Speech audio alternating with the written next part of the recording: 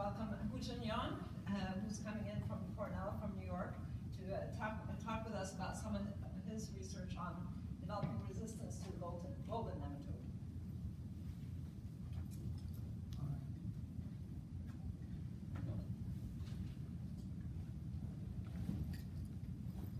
All right, good morning, everyone. Yeah, my name is Hu-Jin from USDRS Golden Nematode Program.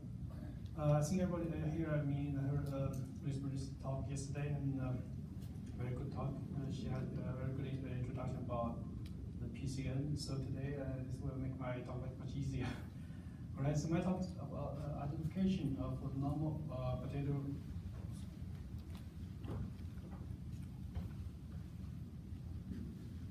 Identification of novel potato germplasm used for breeding durable nematode resistance in US potato cultivars. Okay, so just a quick background. So currently there are two quarantine PCN species, one Globodera rostochiensis, known as golden nematode, Globodera pallida nematode. Both species are internationally recognized as quarantine pathogens. Not only affect potatoes, they also can impact any agricultural commodity in contact with soil. And also high level of infestation can cause very severe yield loss, up to 68% sometimes. So for golden nematode, it was first identified in Long Island, New York, 1941. Then in 1944, the golden nematode control program started. At the early stage of the program, the chemical eradication was the main tool or goal for the program. It worked to some extent, however, in the middle 1980s, trace amount of chemicals were found in the groundwater, so chemical eradication was discontinued in New York State. Also, since 1967, the breeding for gene-resistant cultivars started. Mostly based on one R gene called H1. It can confer resistance to golden nematode pathotype R1, R4. Especially after the chemical eradication was discontinued, the gene-resistant cultivars have become the main tool for us to control golden nematode in New York State. So after wide deployment of gene-resistant cultivars in New York State for many years, the golden nematode population in many quarantine areas have been greatly knocked down. In many areas, it's kind of under detection. So from 2010, 2011, APHIS, they started the deregulation of some of the quarantine field. So this map shows the current distribution of gene-regulated area in New York State. So here in this the Western New York, there's still some scattered fields on the regulation. Here on Long Island, some red area still remain regulated. So far, total close to 6,000 acres are still considered as golden nematode infestation, and there are 186,000 acres remain regulated, which is smaller than 15% of the total quarantine area originally. So golden nematode in the past 70 golden nematode program in the past 70 years has successfully confined the golden nematode in New York State. So the success of gene-resistant cultivars in confining the golden nematode in New York State suggests that the breeding for resistant cultivars might be the key for the PCN control in United States. This is Dr. Xiaohong Wang. She's the PI for golden nematode program, and she was checking the golden nematode screening with Dave Siston, our senior technician, and he's retiring right now. As the only gene quarantine facility in the States, we have collaborated with different potato breeding programs all over the country. Not only from Cornell University, but also University of Maine, Michigan, Wisconsin, Idaho, and Oregon. Together, we are working to develop potato cultivars with durable or wide spectrum resistance to PCN. Here, this is Dr. Walter Dian. He's the PI of Cornell breeding program. In the past 50 years, they have released 25 good nematode R1 resistant cultivars, which is more than half of the resistant cultivars available currently. I mean, they have done a very good job. However, in 1994, we had a new problem. A new good nematode population was discovered, and it was identified as R2 pathotype. They can reproduce on the R1 resistant cultivars, so this was a new challenge for us. And currently, there's only one R2 resistant cultivar available. It's called Brody, and created by Cornell breeding program. It just released early this year. But it will take a while for to get enough supply for the market. So there's a very urgent need for us to develop more R2 resistant cultivars. And also we think breed cultivars resistant to wide, the broad spectrum PCN is also very important to think about the pattern in finding alcohol. So cultivars with broader spectrum resistance might be very useful.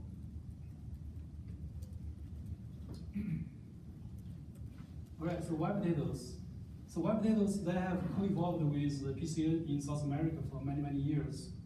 And some of the exceptions have been identified as resistant to certain type of PCN. So to develop novel R2 resistant or broad spectrum PCN resistant cultivars, we decided to explore the white potato collections from the Genebank. The Genebank, they have a collection for 92 species of white potato and over 5,000 accessions. So it's a huge collection for us to start with. But unfortunately, most of the white potato species, I mean, they're only available as the true seeds.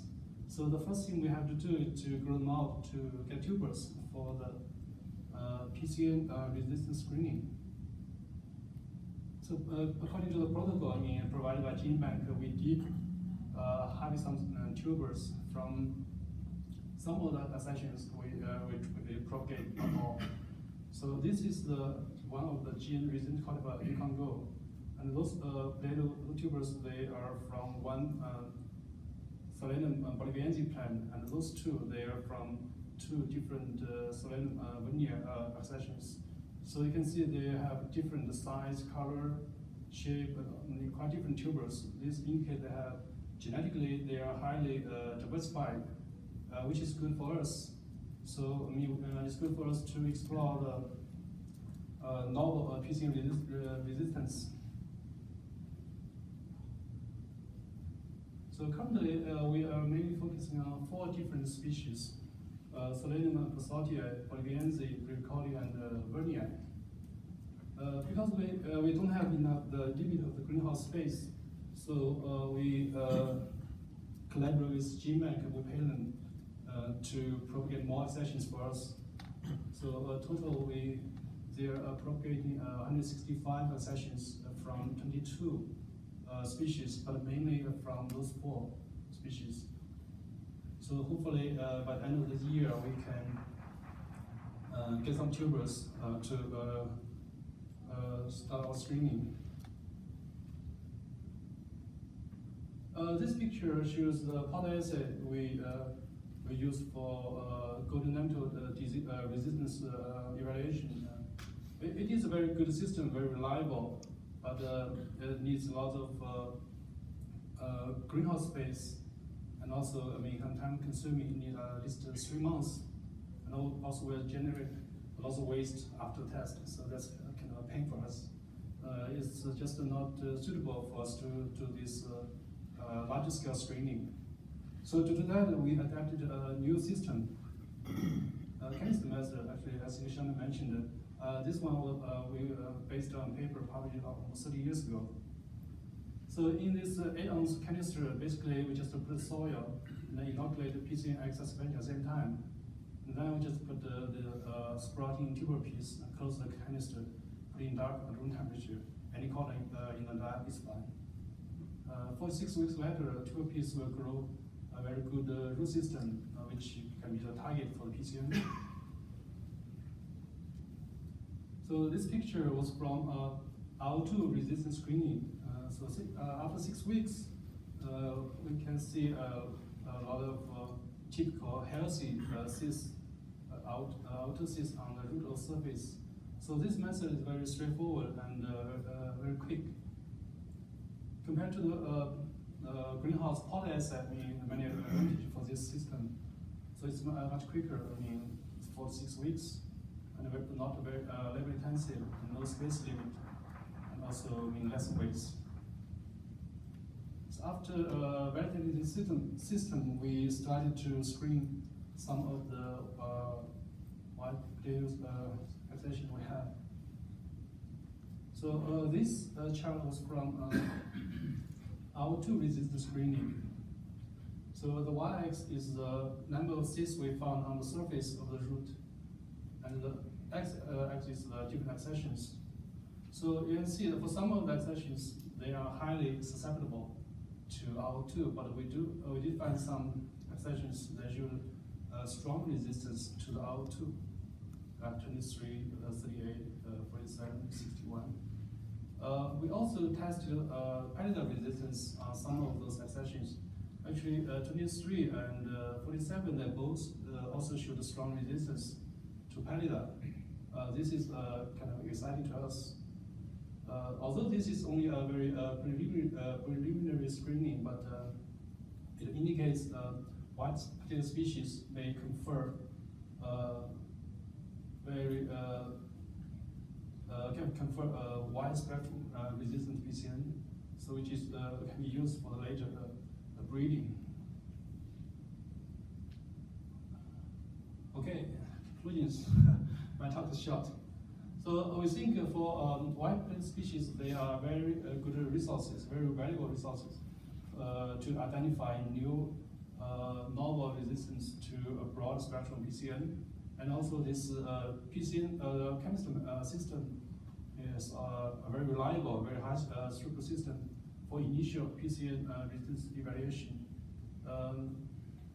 We know the condition for the canister is different than in the greenhouse. So after we find the good targets, then we will go back to the greenhouse assay and to confirm, to validate those results. So this is just for initial screening, it's kind of very efficient. All right, so I'll thank the whole Nematode group and Dr. Xiaohong Wang. She's the PI and provided guidance for the program. Dave Thurston, our senior technician, he has been with the program for over 30 years, so a lot of expertise. Dr. Oman is our farm manager.